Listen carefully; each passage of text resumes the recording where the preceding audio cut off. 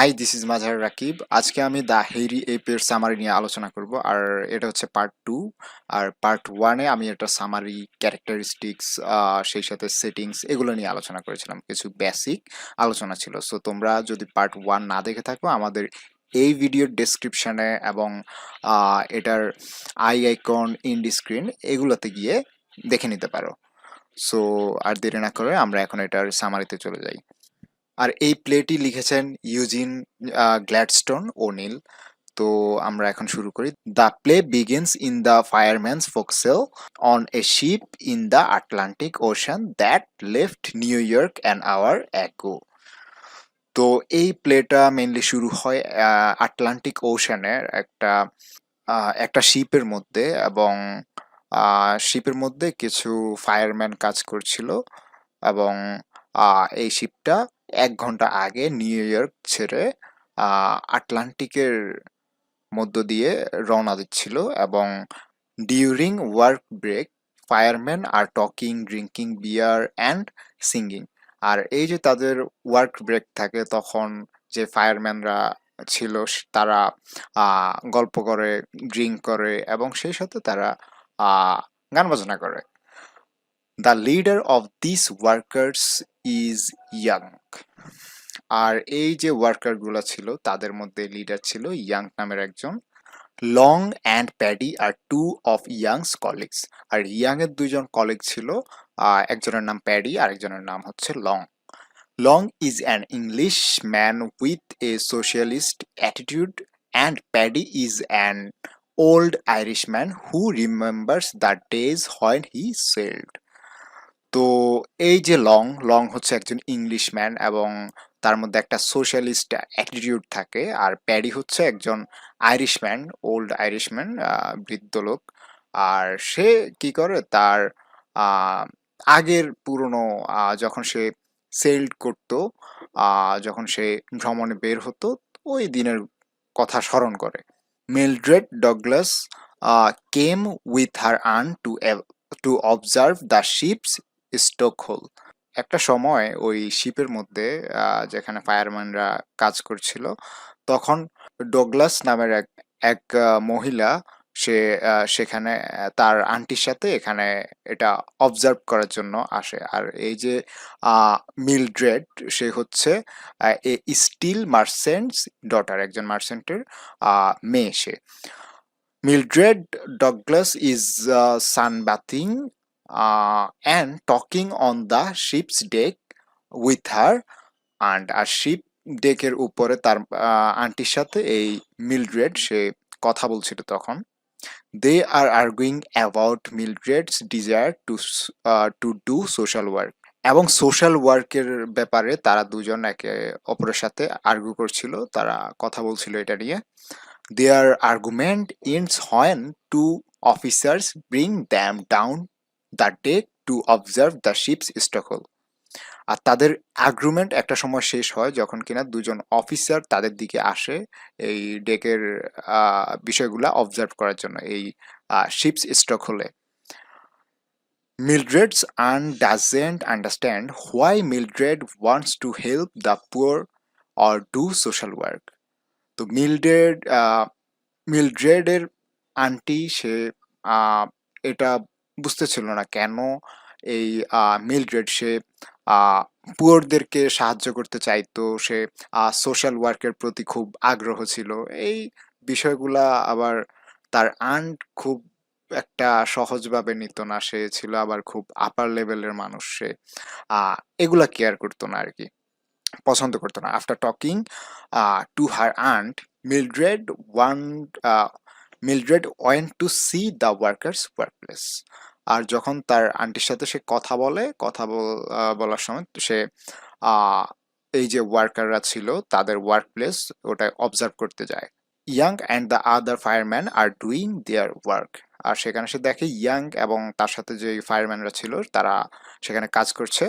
Singh Mildred coming, the workers stopped work. Two engineers ordered them to continue their work.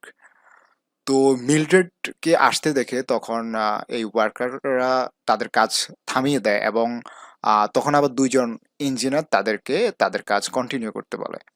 Young didn't notice that Mildred had arrived but instead threatened the two engineers.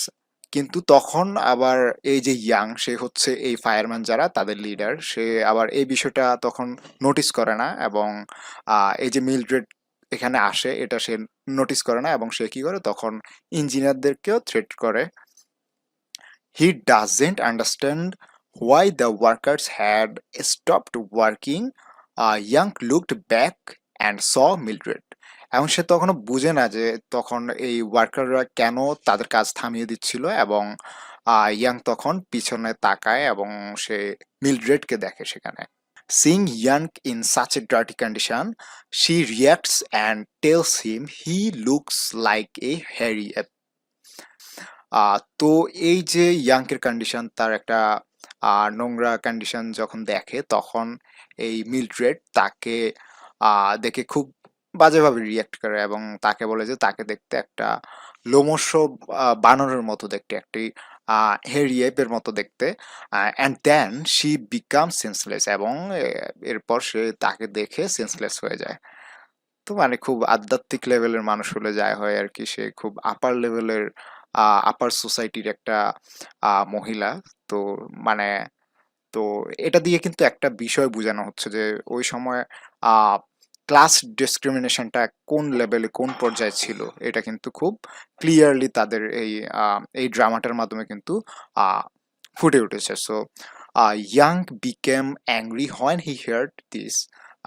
Young is furious at Mildred insult to see him look like a hairy ape.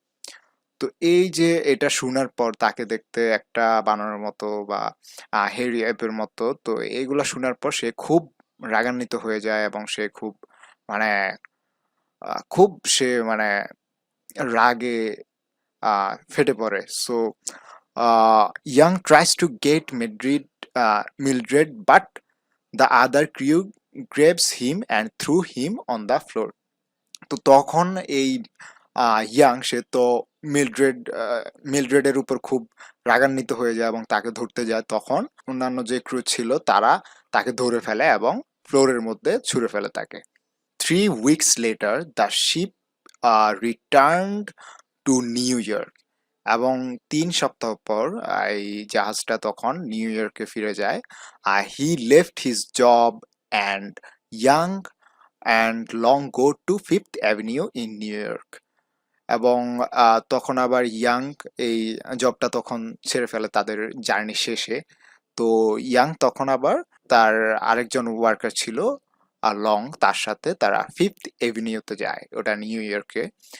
They talked about how to attack upper class people. আর তখন তো young খুব furious ছিল, এবং সে upper class পিপলদের উপর খুব বেশি তার একটা ক্ষোভ চলে আসে। তো এজন্য সে কিভাবে আপার ক্লাস পিপলদেরকে অ্যাটাক করা যায়, তাদেরকে কিভাবে ধরা যায়, এটা সবসময় তার মাথায় খেলতে থাকতো। সে তখন ভাবতো যে করেই হোক সে তার এই অপমানের এই ইনসাল্টে সে প্রতিশোধ নেবে। The thought to revenge on Mildred is still on Yank's mind. তো এই যে রিভেঞ্জ নেওয়ার একটা অবস্থা, এই বিষয়টা কিন্তু মিলড্রেডের উপর রিভেঞ্জ নেওয়ার অবস্থাটা এটা ইয়াংকের মাথা সবসময় ঘুরতে থাকতো তখন। Yank teased some people on the street and the police arrest him. আর একটা সময় যখন নিউ ইয়র্কে যায়, ইয়াং তখন মানুষদেরকে বিরক্ত করতো, রাস্তায় মানুষদেরকে টিজ করতো, তখন পুলিশ তাকে ধরে জেলে নিয়ে যায়। Young spend 30 days in prison since that night at Blackwell Island. Young compares the prison to a zoo and tells other inmates how he will revenge on the rich. তো সে তখন এই যখন তাকে জেলে নেয় তখন সে এই প্রিজনকে সে একটা জু বা চিড়িয়াখানার সাথে কম্পেয়ার করে এবং অন্যান্য মেম্বারদেরকেও সেখানে বলে যে রিচ পিপল যারা আছে তাদের সাথে বা তাদের উপর কিভাবে রিভেঞ্জ নেওয়া যায় এটা নিয়ে সে ডিসকাস করে তখন সেখানে। One of the prisoners told him about an organization called Industrial Workers of the World and advised him to join it. এবং তাদের প্রিজনার্সদের মধ্যে একজন এই ইয়াংকে একটা বুদ্ধি দেয় যে ওয়ার্কারদের একটা অর্গানাইজেশন আছে যেটার নাম হচ্ছে industrial Workers of the world, বা যেটাকে সংক্ষেপে বলে IWW, এটার সাথে জয়েন হতে এবং এটাতে যেতে। Yank tries to escape from the prison but the prison guards catch him. তো তখন আবার ইয়াং চেষ্টা করছিল যে সে এই প্রিজন থেকে কিভাবে সে বের হবে, এবং যখন সে পালাতে যায় তখন আবার এই জেলের যে গার্ডরা তাকে ধরে ফেলে। After being released from prison a month later, Young went to the office of the local industrial workers of the world and joined their team. আর যখন সে এখান থেকে চলে যায়, রিলিজ হয় তার এই জেল থেকে, তখন সে ওই Industrial Workers of the World এই অর্গানাইজেশনে অফিসে যায় এবং তাদের টিমের সাথে সে জয়েন হয়। Local members are happy to have him at first as the number of fireman in their organisation is much lower. But when he talks about destroying Mildred's father's steel factory, everyone thinks he is a government spy and expels him from the team. তো শুরুতে কিন্তু তাকে তারা পেয়ে অনেকটা খুশি হয়, তাদের কাজে লাগবে এটাই ভাবে, কিন্তু পরবর্তীতে যখন তার কথাবার্তা শুনে সে বলছিল যে সে মিলড্রেডের বাবার যে স্টিল ফ্যাক্টরি আছে ওটা ধ্বংস করে দিবে, এই সেই যখন বলছিল তখন তার কথাবার্তা শুনে তারা ভাবলো যে সে হয়তো গভর্নমেন্ট স্পাই, তো তাকে রাখা যাবে না, এই জন্য তাকে তাদের টিম থেকে তাকে এক্সপেল করে দেয়। The next night Yank goes to the zoo, he looks at a gorilla and thinks they are both the same.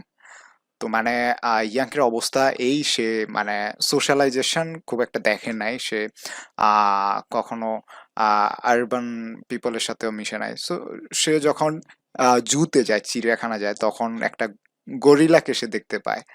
তো ইয়াংকো ছিল এইরকম যে সে দেখতে অনেকটা গরিলার মতো, তার মানে শরীরে অনেক পশম ছিল এরকম। তো মানে সে তখন এই গরিলাকে দেখে মনে করে সে আর সেম সেম পার্সন, কারণ সে যখন আমেরিকার রাস্তায় আসে তখন কিন্তু সে খুব একটা তার মতো পিপল যারা ওয়ার্কিং ক্লাসের ছিল বা ওদেরকে খুব একটা দেখে না, সে দেখে সব হচ্ছে আপার ক্লাস পিপল বা উপরের লেভেলের। সো গরিলাকে দেখে সে ভাবে যে গরিলা হচ্ছে তার প্রজাতির মানুষ। Then he opens the gorilla cage and goes to talk to it. এবং এরপর সে গরিলার খাঁচাটা খুলে এবং সে গরিলার সাথে কথা বলতে যায়। Young attempts to befriend the ape. He tells the ape that they are alike both caged and taunted. এরপর সে এবং এই গরিলা তারা দুজনেই খাঁচার মধ্যে যায়। Young believes he and the app belongs to the same club and কলস হিম brother. আর এই যে ইয়াং সে ভাবে যে এই সে এবং এই গরিলা দুজনই সেম ক্লাবেরই এবং তাকে ব্রাদার ডাকে, তাকে ভাই বলে ডাকে।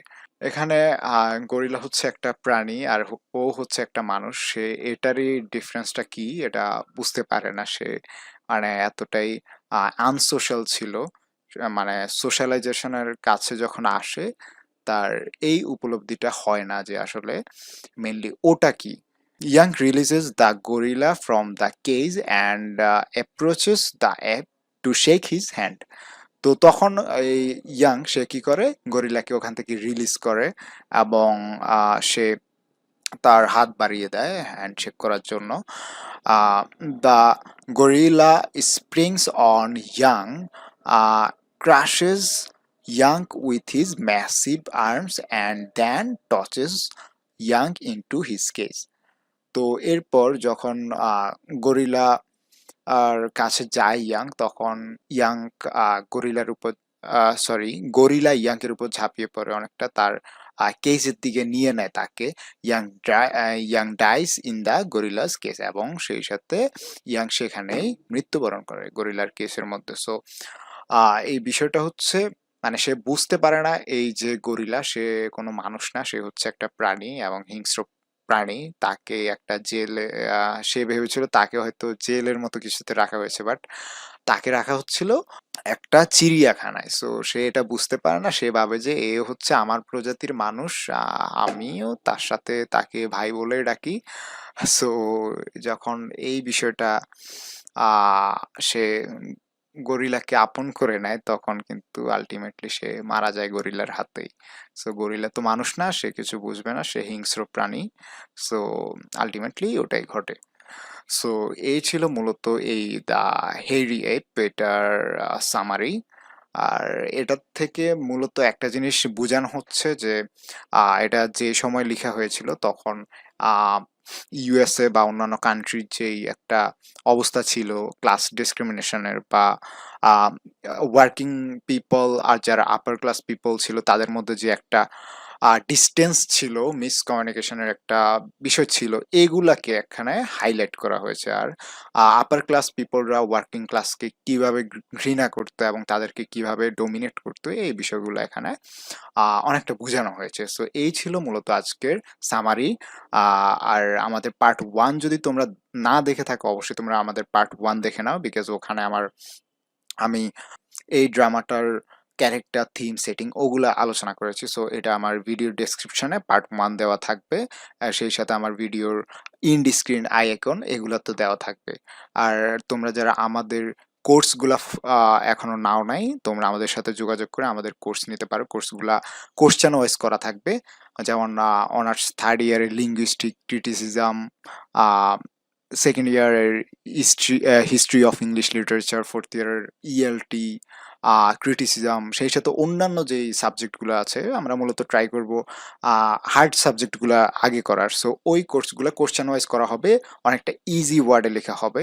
এই কোর্সে সবগুলো ভিডিও রেকর্ডেড থাকবে, কোর্সগুলোতে ইন্ডিভিজুয়াল কোর্স থাকবে আর কি। সো তোমরা আমাদের সাথে যোগাযোগ করে কোর্সগুলো নিয়ে নিতে পারো। সো আজ এ পর্যন্তই। টেক কেয়ার, টেক লাভ, টাটা।